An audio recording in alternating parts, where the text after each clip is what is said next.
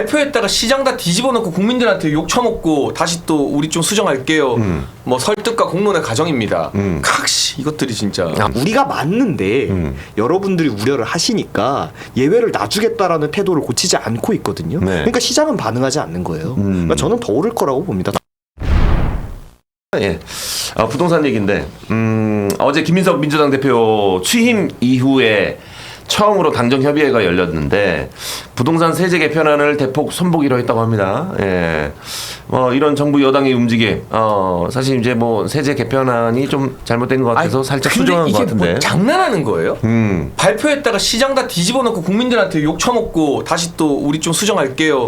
뭐 설득과 공론의 과정입니다. 각시 이것들이 진짜 이게 부동산 정책에 따라 누군가는 인생이 막 몇 개월 사이에 막 왔다 갔다 하고 중도금 대출 뭐 잔금 대출 받으려다 막힌 사람들은 막 진짜 한강다리 가야 되는 거 아니냐 절망감을 느끼기도 하는 글들이 막 올라오는데 네. 이걸 이런 식으로 미리 수기를 하고 공론화를 거친 다음에 야당 이야기도 좀 듣고 해야지. 욕 다 처먹고 우리 바꿀게요. 아니 뭐 나라 정책이 장난이냐고요 이게. 아하. 그러니까 민주당이 부동산 정책을 얼마나 진짜 누더기로 더 만들려고 지금도 사실 누덕누덕 해가지고 어디 더 기울 데도 없거든요. 얼마나 더 누더기로 만들려고 이러는지 모르겠어요. 방금 이제 얘기한 거 너무 정확하게 이런 게 문제가 될 거라고 본인들도 인정하고 이렇게 빠르게 바꿀 거면 우리 다 말해주잖아. 내기 전에 했어야지. 근데 자기들끼리는 무슨 수기했다 대토론회 했다. 근데 결국 본인들 듣고 싶은 얘기만 취사 선택해서 거기서 나왔던 좋은 얘기도 있고 황당한 얘기들도 있었지만은 토론회라는 게 그런 걸 수기하는 과정인데 결국 그냥 자기들 하고 싶은 대로 했다가 여론 역풍 맞고 하니까 이제 와가지고 화들짝 놀라가지고 하는 거 아닙니까? 근데 저는 이번에 그래갖고 이거 분위기가요. 당연히 민주당을 지지하지 않던 이제 민주당 반대층에선 비토층에서는 당연히 극렬하게 이거에 대해서 비판을 하지만 민주당 지지층 사이트 들어가봐도 이거는 다 비판하고 있어요. 어떤 얘기냐면 제가 흔히 얘기하는 민주당 지지 성향이 있는 뭐 클리앙이니 뭐 이런 데 가가지고 이 관련된 주제로 검색을 해보니까 내용들이 다 이럴 거면 그냥 차라리 하지를 말아라. 이렇게 해서 또 예외 다 놔주고 또 예외 만들어 놓고 하면은 그게 무슨 소용이 있냐. 이럴 거면 아예 건드리지 않는 게 좋다. 네. 왜 이런 식으로 하냐라는 얘기가 그 진짜 민주당 지지 성향이 매우 높은 사이트에서 계속 나와요. 근데 실제로도 저는 지금 이런 걸 보면서 시장이 제일 불안해하는 게 어떤 거라고 생각을 하냐면 좋다 이거예요. 비거주 1주택자한테 뭐 우리가 중과세를 이제 때릴 건데 앞으로는 뭐 9억 12억이었던 거 9억으로 줄여가지고 여기에도 종부세를 때릴 거다 이 얘기인데 근데 뭐 요렇게 살았던 사람들은 봐줄게. 뭐 피치 못한 걸로 해서 예외 나서 다 봐줄게. 뭐 직장 때문에 그런 사람, 뭐 부모님 요양 때문에 그런 사람 다 봐줄게. 근데 이게 옛날에 제가 생각나는 게 뭐냐면요. 이번에 또 얘기가 같이 나왔던 장기거래 이제 장기거주 특공원 같은 경우도 네. 그걸 가지고 문재인 정부 때 비판 여론이 엄청 심했을 때 그걸 핑계를 댄 거예요. 아니야. 그냥 원래 사서 오래 갖고 있던 사람들은 투기 세력 아니니까 그거는 다 공제해 줄 거야. 그래. 걱정하지 마. 그렇게 얘기해 놓고 이재명 대통령 되니까 뭐라 그래요? 왜 오래 살았다고 그걸 깎아줘야 되죠? 그럼 특혜를 줘야 되죠? 공정한 과세가 아니죠? 이래버리는 거예요. 그러니까 우리가 지금 걱정하는 건 뭐냐면요. 지금 이거 사실은 어차피 이해도 있고 이해도 있으니까 여러분 다 적용 안 돼요. 알겠는데 그거를 나중까지 지킬 거냐 이거예요. 이런 식으로 또 말해놓고 어쨌든 비거주 1주택자에 대해서 과세를 하는 거에 대해서는 정당하다라고 딱 프레임을 정해놔버리고 그걸로 만들어 놓은 다음에 대신에 예외로 이런 비판 여론을 죽인 다음에 나중에 가서 아니 그걸 왜 예외로 해줘야 되죠? 라고 할까봐 걱정이 되는 거예요. 네네. 그러니까 그래서 시장이 이걸 불안해하는 거거든요. 그러니까 이런 식으로 할 거면 차라리 안 하는 게 낫다. 아예 안 해버리는 게 낫다. 안 하는 게 낫습니다. 네, 좋습니다. 우리 김수진 평론가님 어떻게 생각하십니까? 이게 세제가 아무리 복잡한 것이라고는 해도 네. 어느 정도는 좀 간단한 맛이 있어야 돼요. 그리고 기준을 굵직굵직하게 그어주는 맛이 있어야 되거든요. 근데 이거는 지금 안 그래도 원래 정부가 발표한 안 자체도 구불구불하고 복잡했어요. 네. 그러다 보니까 심지어 그 집이 30억 원짜리 집을 갖고 있는 사람이 세금이 더 줄어들기도 하고 20억 원 갖고 있는 사람이 30억 원 갖고 있는 사람보다 더 세금을 많이 내기도 하고 네. 여러 가지로 울퉁불퉁한 그런 좀 아까도 누더기라는 표현을 주셨는데 그런 법안이었거든요. 근데 이번에 또 이렇게 하면은 또 예외를 인정하고 이런 식으로 가면 이거는 혹시 이런 의도인가 못 알아먹도록 해서 반발도 없애겠다는 것인가 네 이런 것들이 굉장히 우려가 되는 거고 이게 내용적인 측면에서의 우려인 거죠. 그 다음에 절차적으로는 왜 다 실컷 하고 난 다음에 당에서 이걸 뭐 수정을 한다 만다 이런 얘기를 하는 건가? 이게 좀 이상한 거죠. 처음부터 당정청이 제대로 협의를 해서 단일한 안을 도출시켜 놓고 네. 그다음 그 안을 보고 뭐 시민사회라든지 야당하고 논의를 하고 협상을 하고 싸우는 과정에서 또 수정을 하는 건데 이게 지금 정부 여당 내에서도 제대로 정리가 된 안을 갖고 있는 게 아니라 아니 정부에서 뚝 던져놓으니까 대통령이 마치 본인은 잘 몰랐다는 듯이 또 얘기를 하고 그다음에 얼마 전까지 국무총리 했던 분이 여당 대표가 됐는데도 이거는 문제가 있다 이러고 이 자체가 크게 그 절차상의 과정상의 문제가 상당히 크다. 그리고 왜 이렇게 부동산 문제는 되게 중요한 건데 민주당 전당대회에서는 이런 거는 논쟁이 안 되는가? 이런 것도 중요한 문제죠. 아하, 알겠습니다. 이게 사실 이제 부동산 이 정책이라는 게 아까 그 평론가님께서 말씀해 주셨지만 이렇게 좀 약간 직설적이면서 약간 굵직굵직한 정책들이 좀 나와야 네. 예, 사람들이 좀 이해하기도 쉽고 예.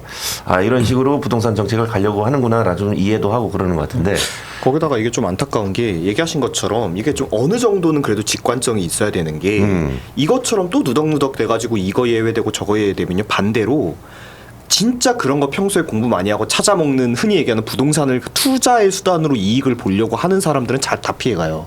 근데 그냥 나는 그냥 내 집에 거주하던 사람들 같은 경우에는 네. 그냥 잘 모르고 있다가 어버버버 하다가 거기다 걸려들어요. 그러니까 사실은 이 증세의 목표가 그거잖아요.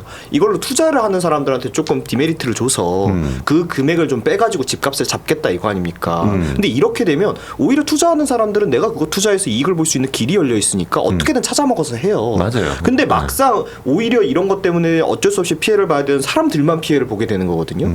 그러니까 이런 정책은 그냥 처음부터 안 하시는 게 좋다. 백지화시키는 게 저는 맞다라고 생각을 해요. 네. 그래서 이번에 김민석 대표가 많이 뭐 투퇴를 했다 뭐 이렇게는 하는데 결국에 자기네들은 정당한데 여러 가지 예외 사항이 많으니까 예외를 두겠다 이것뿐이에요. 그러니까 본질적으로 백지화를 얘기하지 않아요. 되돌려서 다시 생각하겠다고 얘기를 하지 않아요. 우리가 맞는데 여러분들이 우려를 하시니까 예외를 놔주겠다라는 태도를 고치지 않고 있거든요. 네. 그러니까 시장은 반응하지 않는 거예요. 그러니까 저는 더 오를 거라고 봅니다. 더 부동산 시장은 더 오를 거라고. 좋은데요. 오늘 운성 왜 이렇게 좋지? 오늘 저 요새 부동산에 관심이 많아서. 권정현님께서 오늘 처음으로 10시 51분에 첫 슈퍼챗이 터졌습니다. 예.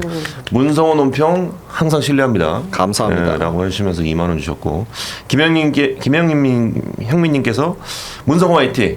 예, 근데 스흡하는 습관 다들 많은데 유독 성호 형님만 잘 들려요 하시면서. 제가 비염이 좀 있어갖고 네. 코로 숨을 못 쉬어서 네. 말을 하다 보면 숨이 딸려가지고 그래. 예, 다음부터는 좀 노력해보도록 하겠습니다. 그 부동산에 관심이 많은 우리 문성호 대변인은 그러면 이제 대한민국의 부동산 뭐 투기, 투자 뭐 이런 거에 대해서 네. 어떻게 하는 게 가장 현명하다고 생각하십니까? 그러니까 이미 망쳐놓은 거는 망쳐놓은 거예요. 그러니까 네. 어떠한 부작용도 없이 이걸 정리할 수는 없습니다. 그러니까 결국엔 정부가 이제 뭔가 그러면은 우리가 이거 되돌린다고 뭐 부동산이 돌아가? 이런 변명 되지 말고 네. 자기네들이 실패한 건 실패한 거고 거기에 생기는 부작용은 정치적 책임을 지시되 최소한 더 망치지 않는 방향으로 가야 된다고 생각을 하는데 더 안 망치는 방법은 민주당 정권이 부동산 정책 아무것도 안 하는 거예요. 그냥 가만히 내버려 두는 겁니다. 가장 좋은 점은 뭐 이재명 정부니까 내 이재명 정부 시작해서 했던 것들 다 백지화할게. 가 제일 좋다라고 생각해요. 어허. 물론 해놨던 거 백지화하면 혼란 생기고 부작용 생기겠죠. 네. 근데 어차피 이렇게 망쳐놨으면 부작용 생길 수밖에 없어요. 내가 건강관리 하나도 안 하고 맨날 술 먹고 맨날 기름진 거 먹고 해가지고 내 몸 다 망가졌으면 어쩔 수 없이 센 약 넣고 내가 해가지 그 몸이 다시 좋아지는 거거든요. 근데 야 그렇게 하면 이거 부작용 있잖아. 이거 요요 오잖아. 운동하다가 무릎 다치면 어떡해. 이런 얘기 해봐야 소용이 없는 거거든요. 그걸 감수하고 할 정치적인 책임이 있는 건데 네. 아마 그럴 용기는 없을 것 같고 그렇죠. 그러니까 그냥 아무것도 하지 마시라 네. 얘기를 드리고 싶어요. 아무것도 하지 말고 부동산 정책에 대해서는 아무것도 하지 말아라 할 정도의 논평을 해주셨습니다. 예. 이게 정부의 세제 개편안의 후퇴로 인해서 현재 악화된 부동산 민심이 과연 수습이 될까라는 생각이 좀 많이 의구심이 드는데 누군가는 꼭 책임을 져야 되는 상황인 것 같습니다. 국토부 장관이나 정책실장을 교체로 한다고 해서 이게 뭐 바뀔까 싶긴 한데 뭐 여기에 실현 가능성이 있습니까? 김영범 정책실장을 뭐 교체한다든지 국토부 장관을 뭐 바꾼다든지 뭐 이런 게 뭐 실현 가능성이 있을까요? 근데 뭐 안 그러겠다는 거잖아요. 바꿀 거면 뻗기겠다, 김영범 이거죠. 정책실장 예전에 벌써 잘렸어야지. 바꿔야 되는데 전혀 그럴 마음이 없고 네. 뭐 이제 일부 개각 설득이 스멀스멀 나오긴 합니다만 이재명 대통령 스타일이 뭐 경질하듯 사람 자르고 이러진 않겠다는 것 같아요. 근데 사실 김용범 실장은 부동산뿐만이 아니라 다른 여러 가지 이유로도 정말 잘라야 되는 인사라고 저는 생각을 하는데 네네. 이 정도로 안 자르고 데리고 있는 거면 사실은 김용범의 말이 이재명의 말일 수도 있어요. 그러니까 안 자르죠. 만약에 이게 이재명 대통령이랑 전혀 상의가 안 되고 뭔가 이재명 대통령의 뜻과는 다르게 김용범 실장이 독단적으로 한 거라면 이 정도까지 비판 여론이 올라왔으면 대통령이 내보내야 돼요. 내보내지 않고 옹호를 하고 계속 비호를 하고 계속 쓴다는 건 내가 그렇게 바랬다라고 스스로 말하는 것과 다름이 없거든요. 실제로도 뭐 저기 청와대라고 표현할까요? 아직 청와대 안 들어갔지만 청와대에서는 뭐 좌현지 뭐 우용범 이런 얘기도 나온다고 하더라고요. 그러니까 결국에는 본인의 그 어떤 정치적으로 이재명 대통령의 실패를 그냥 김용범이 떠안아주고 있는 걸 수도 있어요. 그 비판 여론이 그냥 거기에 몰리게 냅두는 걸 수도 있다고 생각을 합니다. 네. 그러니까 저희는 더 경지를 얘기해야 되고 경질하지 않으면 당신 책임이다. 이재명 당신 책임이다라는 얘기를 해야 된다고 봐요. 알겠습니다. 예. 자, 김윤덕 국토부 장관에 이어서 오세훈 시장이 김영배 신임 민주당 서울시당 위원장과 용산공원의 청년주택 건립 문제를 논의를 했는데 역시나 뭐 평행선이죠. 뭐 뻔한 결과입니다만 용산공원을 건드리냐 안 건드리냐에 따라서 지금 그 문제 때문에 이제 정부와 지금 저 지역적이에요. 용산공원을 일부 건드린다고 해서 저 공급 문제가 당장 해결되는 건 아니고 네. 청년주택이라는 건 아마 청년들에게 공급해주는 공공임대형 주택 이야기하는 것 같은데 원룸 내지는 1.5룸 그렇죠. 형태. 지금 전국적 특히 수도권 공급 부족의 핵심은 그 신혼부부라던가 이제 아이가 있는 가정들이 살 만한 25평 이상의 아파트 부족이 핵심의 문제거든요. 네. 그래서 저는 되게 쓸데없는 주변부를 갖고 지금 민주당과 오세훈 시장이 기싸움하면서 오히려 오세훈 체급을 키워주고 있는 거 아닌가. 이게 설령 오세훈 시장이 일부 양보해서 또는 정부의 강제로 일정 부분 용산공원 청년주택안이 발표된다 하더라도 수도권과 서울의 부동산 심리를 잠재우기에는 역부족일 거라고 생각합니다. 용산공원을 건드리는 것은 아닌 것 같다. 예.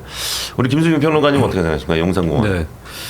정확하게 좀 어느 정도의 공급이 필요한지 네. 이걸 좀 파악을 하는 게 중요한 것 같아요. 아하. 거기에 따라서 판단은 달라질 수 있는 거고. 네. 그러니까 평면적으로 용산공원이나 그린벨트에 대해서 이걸 지키고 싶으냐 풀어서 개발하고 싶으냐라고 했을 때 그것만 봤을 때는 지키고 싶죠. 서울 지역의 어떤 주거 환경이라든지 그렇죠. 우리의 뭐 바람길도 확보하고 그린벨트에서 네. 예, 그런 게 중요하잖아요. 근데 정말 주택 공급이 부족하면 풀 수도 있다. 예, 이렇게 봐야 되는데 근데 어느 정도가 될 거냐 이 문제에 대해서 아직까지도 그 합의가 안 되고 있다는 게 네. 굉장히 우리가 부동산에 대해서 논의를 하는 게 진도가 상당히 더뎠다 이렇게 봐야 될 것 같고 그렇게 해서 그러니까 그것 때문에 좀 답답해요. 이게 부동산 대토론회를 청와대에서도 주최를 했는데 그때 얘기가 나왔었어야 되는 거 아닌가. 그러니까 정확하게 서울에 어느 정도의 아주 정확한 건 아니라 할지라도 어느 뭐 대략이라도 더 추가적으로 공급을 해야 될 게 무엇인가. 그 규모부터 얘기를 해야 그린벨트를 풀지 말지 용산공원 어떻게 할지 이 부분에 답이 나오는 거고 그리고 부지를 공급을 한다고 해도 또 방법론이 갈릴 수 있는 게 공공임대를 짓자는 주장도 있지만 민간의 분양시장부터 열어야 된다는 주장도 있거든요. 이런 것들이 진작에 토론이 안 됐다는 게 좀 답답한 일이다라고 볼 수 있겠습니다. 근데 오세훈 시장도 답답한 것은 계속 재개발 재건축 얘기밖에 없어요. 결국에 네. 계속 하면은. 근데 재개발 재건축이라는 거는 하는데 아무리 짧아도 7년이 넘게 걸리는 것이고 네. 하는 동안에는 대규모 멸실이 발생하거든요. 그리고 그 동안에 이주를 해야 되면 또 주변에 전월세는 급등할 것이고 이런 단기적인 방책으로서 또 한계가 있는 거기 때문에 그리고 중장기적으로도 그 용적률 올린 만큼 그 정도로 순증 효과가 있는 거라 그러면은 새로운 어떤 공공 용지를 통한 신규 공급하고 같이 병행해서 가야 되는 거거든요. 예, 그렇다면 오세훈 시장도 재개발 재건축이라고 하는 방법 쪽에 너무 이게 집중시킨다기보다는 그리고 본인도 말이 바뀌었어요. 예전에는 그린벨트 푸는 거에 대해서 피치 못할 그 사정이 있다고 윤석열 정부 때 얘기도 해놓고 이제 와가지고 그런 건 이게 이재명 정부하고 각을 세우려고 일부러 반대하는 거 아니냐 이 얘기를 듣기 딱 맞는 거거든요. 그러면 조금 더 그 그린벨트라든지 용산공원에 대해서도 조금 더 터놓고 얘기해야 된다. 근데 조금은 이제 이게 또 결과가 나온 게 또 주변부에 유휴지나 이쪽 용산공원에는 또 개발하자고 오세훈 시장이 또 그 정도까지는 또 응하고 있기 때문에 네. 일단은 계속 양자간에 어쨌든 김윤덕 장관이랑 대화는 좀 계속해서 끈질기게 서로 해볼 필요는 있는 것 같아요. 네. 근데 저는 이게 민주당이 정말로 이걸 실행할 의지가 있는지는 잘 모르겠어요. 아, 그래요? 그러니까 저는 일단 개발하는 건 찬성이에요. 민간 분양으로 했으면 제일 좋겠고. 제일 개인적으로 생각을 했을 때 뭐 공공임대는 뭐 그것도 필요한 거긴 한데 그거 같은 경우에는 또 아예 어떤 지금 그 수요의 그 계층이 달라요. 그러니까 이게 지금 부족한 수요를 채우는 데에는 방금 얘기한 것과 같이 부족한 25평 이상의 아파트의 수요를 충족시키지는 못하기 때문에 큰 의미가 없다라고 보는데 왜 제가 민주당 정권이 이거에 대해서 실행 의지가 좀 없지 않나라고 생각을 하냐면 방금 전에 이제 오세훈 시장 말 바뀌었다고 얘기해 주신 것 같이 반대로 똑같이 네. 민주당도 사실은 이게 어마어마하게 말이 바뀐 거거든요. 왜냐하면 지금 여기 용산공원을 특별법으로 공원만 하게끔 만들어 놓은 게 노무현 정권 때예요. 그러니까 민주당이 정말 본인들에게 맞지 않는 노무현 정신의 노무현 때 만들어 놓은 건데 그걸 지금 뒤엎고 하겠다는 거거든요.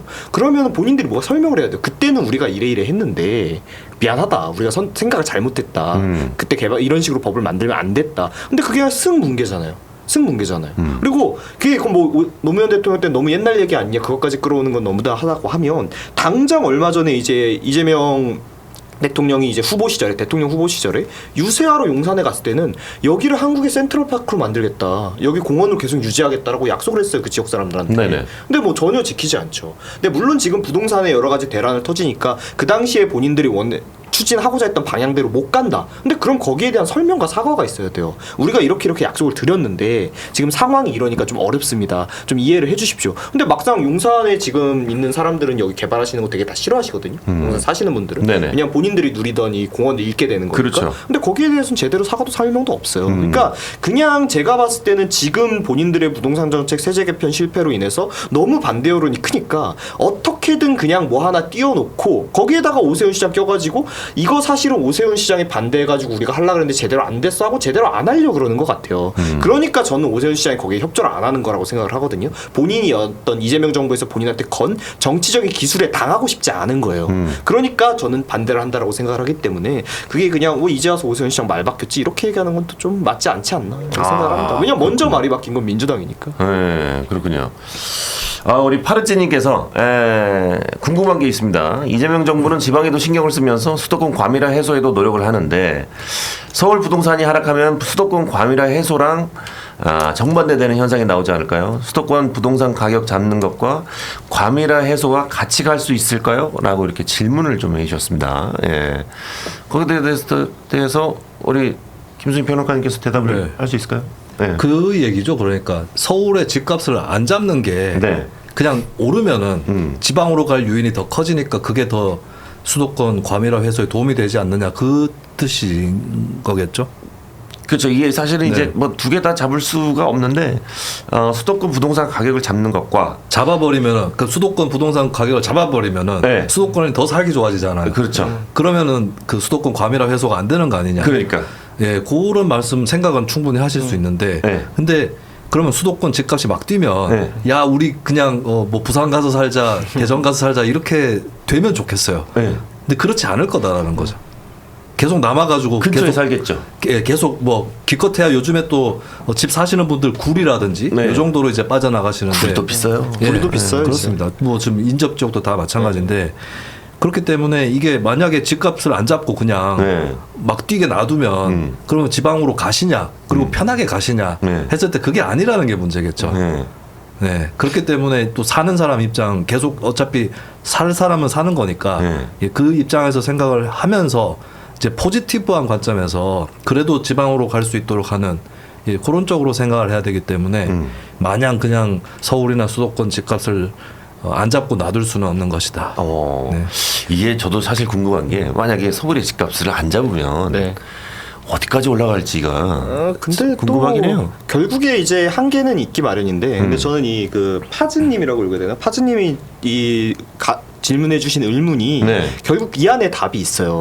그러니까 결국에는 이 대한민국이라는 국가뿐만 아니라 대부분의 국가들이 네. 다 그 수도에 발전된 지역에서 모두가 살고 싶어요. 그렇지. 그러니까 집값이라는 건 인위적으로 낮출래야 낮출 수가 없는 거예요. 그러니까 정부가 인위적으로 낮추면 그걸 살 수 있고 서울에 살고 싶어 하니까 서울에 더 몰릴 거고 어떻게 되겠어? 가격이 그럼 또 올라요. 그러니까 우리가 단순하게 얘기를 하자면 네. 그렇기 때문에 뭔가 정부가 어떤 식으로 해서 서울의 부동산의 가격을 잡을 수 있다라는 것 자체가 굉장히 허상이에요. 그러니까 굉장히 당연한 의문을 제시해 주신 건데 이렇게 생각을 하기 때문에 민주당 같이 부동산 정책을 안 하는 거예요. 원래 이게 이 말이 맞는 말이기 때문에. 근데 민주당은 이걸 모르는 거죠. 서울의 부동산은 오를 수밖에 없다는 사실을 인정하지 않는 거예요. 그래서 저는 그 굉장히 안타까웠던 게 뭐냐면은 실제로 문재인 대통령 때 이런 다주택자들에 대해서 악마를 하고 거기에 대해서 규제를 하면서 실질적으로 어떻게 됐습니까? 지방이 다 박살났어요. 근데 그거는 이 사람들이 무슨 뭐 이제 지방은 무너뜨려 버리고 서울에 몰아갖고 우리 한번 돈을 벌어보자 이게 아니라 누구나 인간은 야 너 집 한 채만 가져라고 얘기하면 서울 집이랑 다른 지역에 있는 집이랑 있으면 다른 지역 집을 팔고 서울 집을 지켜요. 실제 그 당시에 문재인 정부 강요들 중에 다주택자들은 집도 안 파셨고 이재명 정부 때는 좀 파신 분들이 있는데 이분도 다 서울 집이나 자기 경기 남부 집을 남기지 지역에 있던 집들을 남기지 않으셨어요.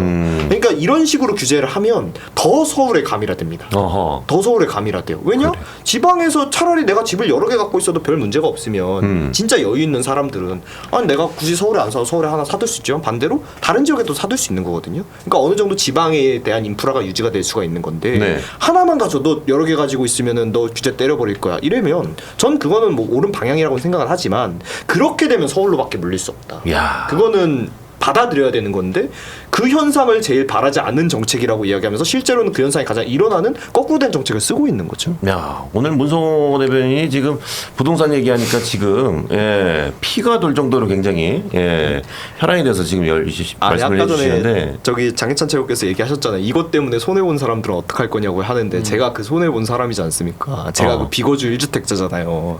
그래가지고 제가 아주 많은 실질적으로 손해가 아직 발생하진 않았지만 그 불안에 떨고 있기 때문에 공부를 많이 했죠. 그렇구나. 예. 열도 많이 받고. 비거주 1주택자구나. 그러니까 지지율이 빠지는 거예요. 지금 이게 내가 평소에 부동산 정책 그렇게까지 정말 어떤 정치인으로서 패널로서 얘기하는 거하고 내가 당사자로 그 불안감을 느끼면서 공부를 해서 그거에 대해 비판하는 거는 다르다고 생각을 합니다. 나중에 이 정도 열정이면은 나중에 개혁신당이 정권을 잡았을 때 우리 그런 날이 올까요? 문성호 대변인은 아마 부동산 정책 실장 정도 되지 않을까라는 생각이 좀 들 정책 정도로. 실장. 예. 굉장히 정책 실장 하필이면 다른 자리도 아니고 국토부 장관도 아니고 정책 실장. 정책 실장. 네. 아직 어리잖아요. 어리다고. 더 타겟이 되게 좋은 자리로 내보는 것이니까. 가서 죽으라고 이제. 그렇지. 자, 우리 킹각충국님께서 임대주택을 왜 계속 보급하려고 하는가?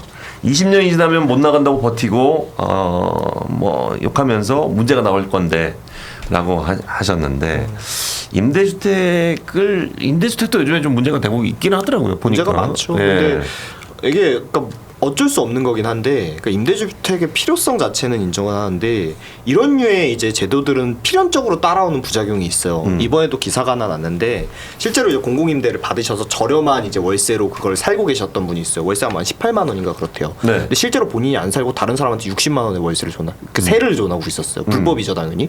근데 문제는 뭐냐면은 임대주택이 지금은 이제 적어요. 근데 임대주택을 늘려야 된다고 주장하시는 분들대로 이게 굉장히 확대되면 당연히 이런 부작용이 생길 수밖에 없어요. 왜냐하면 임대라는 거는 결국에 어떤 공공에서 정한 기준으로 그걸 원하는 사람들은 많은데 시장 경제로 뭐 가격이 설정되지 않으니까 결국엔 추첨식으로 돌아갈 수밖에 없거든요. 네. 그럼 이게 그냥 로또화 되는 거예요. 그럼 일단 거기서 문제고. 왜냐면은 이게 내가 열심히 해서 집을 사는 게 아니라 그냥 운이 좋은 사람은 좋은 집에서 살고 나쁜 사람은 좋은 집에서 못 살게 되는 세상이 되는 거니까 그게 문제고 두 번째로 그 왜곡된 가격에서 분명히 그거에서 암시장이 생긴다라는 거예요. 이번에도 그게 제가 방금 얘기한 그런 사례인 거죠. 여기가 그냥 공공임대로 돌리지 않고 제대로 세를 놨으면 60만 원 넘게 받을 수 있는 데인데 18만 원밖에 안 받으니까 들어와서 사실 수 있는 분은 좋지만 거기에서 이제 암시장이 생기는 그럼 내가 이거 60만 원 해서 중간에 내가 떼먹어도 되는 거 아니야? 이런 식으로 되는 거거든요. 근데 지금이야 임대주택이 적으니까 그런 부작용이 크지 않은데 확대가 되면 이 부작용들도 같이 커지거든요. 그러니까 이런 거에 대한 어떻게 예방할 것인가에 대해서도 수기가 되고 나서 임대 주택이 좀 늘어나야 된다고 생각을 합니다. 근데 뭐 실제로는 많이들 고민하시겠죠. 늘려야 된다 하시는 분들. 네. 지금 말씀에 모순점이 있어요. 그래요? 어떤 점이죠? 양을 획기적으로 늘려야 로또가 안 되죠.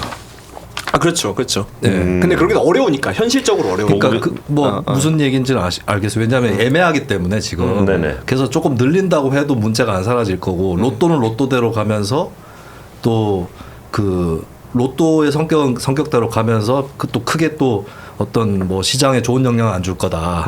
예, 그 얘기를 하시는 거잖아요. 근데 이게 결국에는 좀 우리나라가 공공임대 비중이 상당히 적습니다. 좀 많이 늘려야 돼요. 아, 이거를. 그래요? 예, 많이 늘리고 저는 그 세는 조금 더 줘야 더 받아야 돼요. 더 올려야 된다. 네, 그러니까 공공임대가 먹히려고 하면은 이게 민간임대 시장에 어느 정도 영향을 줘서 너네 너무 많이 올리면 사람들이 공공임대로 들어갈 수 있도록 쏠릴 거다. 네. 이 신호를 주면 되는 거거든요. 그럼 민간임대보다 조금 싸면 되는 거예요. 너무 크게 싸면 또 그게 말씀하신 대로 암시장이나 그런 문제는 생길 수 있는 거고 이게 좀 획기적으로 공급을 좀 확대할 수 있는 방법을 찾긴 찾아야 됩니다. 그리고 물론 얘기하신 애매하면은 대로 더 로또가 돼요. 많이 확대하면 로또가 줄기도 하는데 그래도 있어요. 왜냐하면 결국에 좋은 집은 한정돼 있으니까. 반대로 정말 극단적으로 서울에 있는 모든 집이 공공임대여도 누구는 용산 살고 싶을 거고 누군 강남 살고 싶을 건데 누구는 노원에 살아야 될 거고 누군 중랑구에 살아야 될 거예요. 그럼 거기서도 결국 로또는 네. 발생하기 때문에 영원히 뭐 해결될 수 없는 문제긴 한데 줄이는 방법을 찾아봐야죠. 그렇죠. 예. 부동산 얘기가 나와서 예. 우리 문성호 대변인과 우리 김수민 평론가 두 분의 예. 썰전이 좀 이루어졌습니다. 예. 장희찬은 우리 부동산 얘기에서는 살짝 한 걸음을 한 발을 뺐습니다. 잠깐 쉬어갔습니다. 어떻게 사람이 한 시간 내내 같은 텐션이 잠깐 신기 아닌 것 같은데. 좋습니다. 예.